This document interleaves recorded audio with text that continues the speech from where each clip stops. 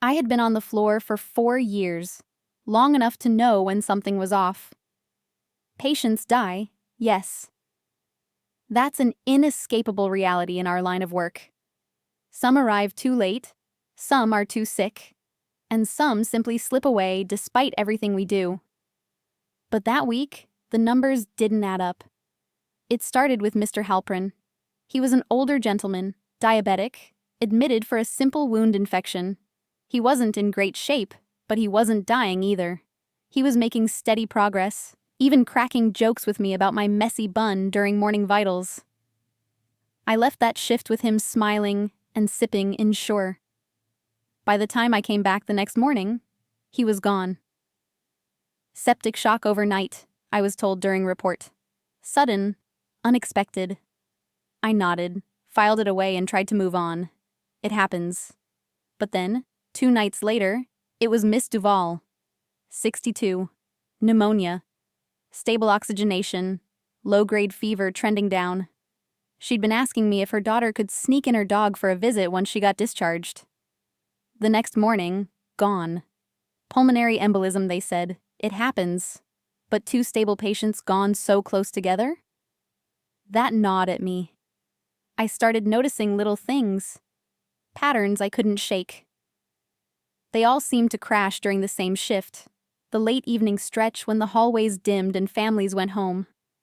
And the same nurse always seemed to be assigned. Marlene. She wasn't new, though she still carried herself with the stiff caution of someone who hadn't settled into the floor. Blonde hair clipped back too tight, shoes always squeaky clean, a smile that flickered on and off like a faulty bulb. She wasn't unkind, not overtly, but she was clinical. Efficient to the point of detachment. She floated through assignments like she was checking boxes, never lingering to chat, never breaking the surface. I told myself not to jump to conclusions. Nurses can be different. Patients can crash without warning. But then it happened again. This time it was Mr. Calhoun, a COPD patient who was improving so much we were joking about him sneaking outside for a cigarette. I left that night certain he'd be discharged within the week. By the time I returned, he was gone too. Cardiac arrest. That was 3 in a week. 3 patients with stable vitals. 3 assigned to Marlene. I couldn't ignore it anymore. The suspicion burned in me like acid, but suspicion isn't proof. Nurses live in the gray areas. We see things others miss, but we also know the danger of false accusations. What if I was wrong? What if grief was clouding my judgment? The thought of turning on a colleague, of planting the seed of doubt in administration without hard evidence, made my stomach knot. So I started watching. It began small. I lingered during MedPass, listening closely when Marlene gave report. I flipped through charts after she left the desk, double-checking doses and times. I scanned orders, reviewed trends, cross-checked notes. And that's when I noticed something that made my blood run cold. The MAR, the Medication Administration record, was clean. Too clean. Everything perfectly documented, every box checked at the exact right time, every dose logged without a single deviation.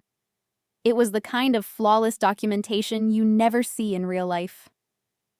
Real nursing is messy. You run late, you double back, you scribble notes, you catch up on charting an hour later when the hallway finally quiets. Nobody is perfect, but Marlene's charts were perfect. And the timing of the codes lined up suspiciously close to her last MedPass. Still, that wasn't proof. But it was enough to turn my quiet unease into full-blown dread. One night, I made an excuse to cover a hallway near her assignment. I told Charge I needed to keep a closer eye on one of my fall-risk patients, but really, I just wanted to see her routine. I watched her move from room to room, efficient as ever, syringe in hand, and I noticed how often she bypassed the scanner. Most of us gripe about the med scanners. They beep and glitch and sometimes refuse to scan even the most pristine barcode. But bypassing them? That's a red flag. The whole system is designed to prevent errors, to track every milliliter. At one point, she ducked into a room with the curtain pulled half shut. I lingered at the desk, pretending to chart, ears straining. There was a pause, then the hiss of a flush. Normal. But something in the air felt wrong. Too quiet. Too heavy. A few minutes later, the monitor alarms went off. The patient was coding. The team rushed in, compressions started, meds slammed. Chaos. But I stood there frozen, heart hammering, because I had been watching. I had seen her walk in with that syringe, seen her bypass the scanner, seen the unnatural calm on her face as she walked back out just before the alarms shrieked. We couldn't save him. Another sudden cardiac arrest. That night, I didn't sleep.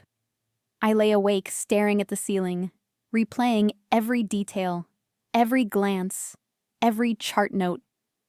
My skin crawled with the realization that I might be working alongside a killer, that someone trusted to heal could be using that trust as a weapon. And the worst part? Nobody else seemed to see it. In Morning Huddle, people sighed about bad luck, about tough cases.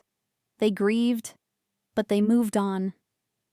Only I was stuck, drowning in the patterns, seeing the threads connecting each death. I thought about going to management right away. But what if they didn't believe me? What if they turned it back on me, accused me of paranoia, of undermining a colleague? Hospitals protect themselves first. I'd seen good nurses chewed up and spit out for less. No, I needed something solid, something undeniable. So I made a plan. The next night, I rearranged my tasks so I could shadow her more closely without drawing suspicion. I kept my phone tucked in my scrub pocket, ready to note times, ready to record if I had to. My nerves buzzed with adrenaline, palms damp, as I watched her glide through her shift like a phantom. Then, close to midnight, I saw it. She prepped a syringe at the med cart, her movements precise but furtive. She glanced over her shoulder, then slipped it into her pocket without scanning anything. My heart lurched. I knew what she was about to do. I trailed her down the hallway, close enough to see her silhouette but far enough not to be noticed. She slipped into a room. Mr. Ortega, post-op, stable. I held my breath, standing just outside the door, ears straining. There was the faint clink of equipment, the whisper of a curtain. Then silence. And then, too soon, too wrong. The monitor inside began to scream. The sound of the monitor blared like a siren in my chest, each alarm piercing deeper than the last. I rushed into the room with the crash cart team, heart pounding, and caught sight of Marlene stepping back from the bed. Her face was perfectly composed, almost rehearsed, as if she had been expecting this exact moment. Mr. Ortega's eyes had already rolled back, his body slack, the EKG flatlining into a scream. The team sprang into motion, compressions, airway, meds. I took my place, gloved hands pressing into his chest, but my eyes never left Marlene. She hovered near the wall, hands folded, too calm, too detached, watching with the interest of a bystander rather than the urgency of a caregiver. I knew then. The syringe I'd seen, the timing, the way she had slipped it into her pocket. This wasn't coincidence. This wasn't bad luck. This was her. But proof in my mind wasn't enough. I needed something no one could deny. When the code ended, another death written off as sudden, unpreventable, I excused myself to the supply room, shaking, and pulled out my phone. My notes app was already open. I typed furiously. The time, the room number, her movements, the syringe, the monitor alarm. My hands trembled as I saved it. I could have gone to charge right then, but the dread of being dismissed kept me rooted. One note wasn't enough. I needed to catch her in the act. Something indisputable. The next night, I came prepared. I slipped a small notebook into my pocket, kept my phone charged, and forced myself to stay sharp through exhaustion. Every movement of hers I logged. Every odd dose timing. Every patient assignment that suddenly ended in catastrophe. By midnight, I had pages of notes. But still, nothing concrete enough to stand against a nurse with spotless documentation and a cool demeanor. Until the moment I walked into the wrong room. I had been on my way to check vitals when I noticed Marlene duck into Mrs. Hayes's room, a frail woman recovering from bowel surgery. I hesitated. Mrs. Hayes was mine, not hers. There was no reason for Marlene to be in there. Wah. I slipped in quietly behind her. The curtain was drawn halfway, the room dim. Marlene stood by the IV pump, syringe in hand, plunging something clear into the line. My stomach lurched. I froze, breath caught in my throat, as I watched her flick the plunger with practiced calm. She didn't see me until I shifted. The faint scuff of my shoe against the tile snapped her head around. Her eyes widened. Not in guilt, not in panic, but in cold calculation. "What are you doing?" I whispered, voice hoarse. She smiled, a chilling, razor-thin smile. "Just giving her a little something for the pain." I glanced at the syringe. No barcode, no scanner, no MAR pulled up. My pulse roared in my ears. What was in that? Her expression never wavered. "You really should mind your own business." For a heartbeat, we just stared at each other. I felt the weight of the choice pressing down on me. Stay silent. Let her walk out and cover her tracks again, or step forward and risk everything. But Mrs. Hayes moaned weakly, her monitor beginning to dip, and that was all the clarity I needed. I lunged for the call light, slamming it with my palm. "Code!" I shouted, louder than I'd ever yelled in my life. "Code in 412!" Marlene's composure cracked. She hissed something under her breath and bolted past me, slipping out the door as the alarms blared. Within seconds, the hallway filled with staff. The crash cart thundered in. The team swarmed. Compressions started. I backed into the corner, chest heaving, as I tried to steady my hands enough to point toward the discarded syringe still lying near the pump. "There!" I gasped, my voice breaking. "She injected her." "That..." I swallowed hard, forcing the words out. "That wasn't ordered." The charge nurse's eyes snapped to me, then to the syringe, then to the door where Marlene had disappeared. For a flicker of a moment, disbelief clouded her face, but the evidence was right there, undeniable. Security was called, administration was paged, and within 20 minutes, the unit that had once hummed with quiet routine now buzzed with whispers, chaos, and the heavy presence of law enforcement. They found her in the locker room, syringes in her bag, vials tucked away that didn't match her documented pulls. The sight chilled me.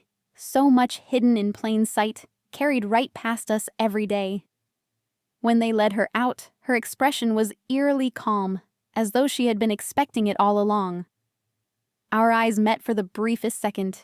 No anger, no panic, just that same flickering smile, as though she knew the damage was already done.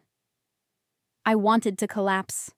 My legs shook, my chest ached, and the adrenaline that had carried me drained all at once. But I stayed for Mrs. Hayes. By some miracle, by the speed of the team, she lived. She stabilized, fragile but alive. That knowledge was the only thing keeping me upright as the investigation began. Detectives questioned us deep into the night. Every note I'd taken, every observation, every moment of unease. I spilled it all. They collected the syringe, checked MAR discrepancies, pulled security footage, and slowly, piece by piece, the picture became undeniable. She had been killing them. Quietly, methodically. Hiding in the blind spots of our routines, slipping lethal doses into unsuspecting veins, all while her documentation sparkled with perfection. When the truth broke across the unit, it shattered something in all of us. Grief turned to horror, mourning turned to betrayal.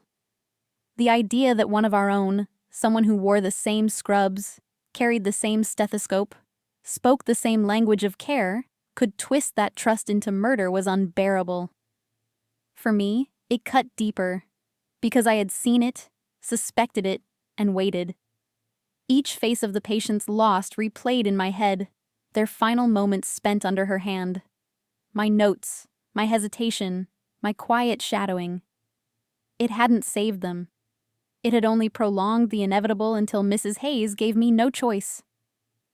The hospital descended into chaos. Families were notified, lawsuits loomed, administrators scrambled to shield themselves. The press swarmed outside, their voices a constant buzz through the glass doors. The word spread fast. A nurse serial killer, discovered in our very own halls. Through it all, I worked. Exhausted, hollow, but unwilling to step back. My patients needed me. The survivors on the unit needed me. And maybe I needed the routine to keep from unraveling. But at night, when the lights dimmed and the hallways emptied, I heard the echoes. The alarms, the gasps, the faint hiss of a syringe. I saw her face, calm and detached, as life slipped away under her hands. The detectives told me I had been brave. The administrators praised me for speaking up. Families thanked me through tears. But the weight of it never felt like heroism. It felt like survival. In the weeks that followed, the unit changed. New protocols were slammed into place, scanner bypasses locked, double checks mandated for every high-risk med. Trust among staff wavered, suspicion hanging in the air like smoke. We carried on, but never the same. As for Marlene, she was gone. Arrested, charged, her trial set to become a media circus. I never saw her again, though sometimes, in my dreams, she still stands in that dim room, syringe poised, smile flickering. I know now that monsters don't always hide in shadows. Sometimes they wear scrubs. Sometimes they walk the same halls, share the same break room, eat the same stale cookies at potlucks. And that's the hardest part, the betrayal from within. But I also know this. Silence is deadly. Doubt is deadly. And even when your voice shakes, even when fear gnaws at your ribs, speaking up can stop the bleeding. Mrs. Hayes lived. That's what I hold on to.